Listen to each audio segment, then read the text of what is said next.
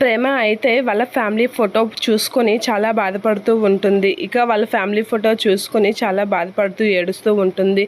అలా బాధపడుతున్న ప్రేమ దగ్గరికైతే సాగర్ ధీరజ్ వస్తూ ఉంటాడు. ధీరజ్ వచ్చి బాధపడుతున్న ప్రేమ దగ్గర కూర్చొని అలా ఉండేసరికి, మా అమ్మ వాళ్ళకి దూరంగా ఉండి నాకు చాలా కష్టంగా ఉంది. వాళ్ళతో మాట్లాడకుండా, వాళ్ళని చూడకుండా ఉండడం చాలా ఇబ్బందిగా ఉంది అని చెప్పేసి అంటూ ఉంటుంది. అలా అంటూ బాధపడుతూ ఉంటుంది ప్రేమ.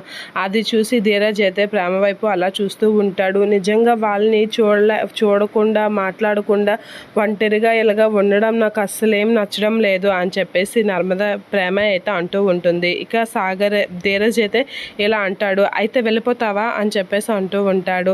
ఏంటి, ఏం మాట్లాడుతున్నావు నువ్వు అని ప్రేమ అడిగేసరికి, అవును, ఇష్టం మీ అమ్మ వాళ్ళని మీ అమ్మ వాళ్ళ కోసం ఎంత బాధపడుతున్నా నువ్వు వాళ్ళకి దూరంగా ఎందుకు ఉండాలి? వాళ్ళ దగ్గరికే వెళ్ళిపో. ఈ పసుపు తాడు బంధానికి ఎందుకు నువ్వు ఇక్కడే ఉండాలి? అక్కడికి వెళ్ళిపోతే బాగానే ఉంటుంది. నువ్వు ఇక్కడ ఉండి బాధపడడం, ఏడవడం అంత అవసరమా అని చెప్పేసి ధీరజ్ అంటూ ఉంటాడు. ఇక ప్రేమ అయితే అలా చూస్తూ ఉండిపోతూ ఉంటుంది.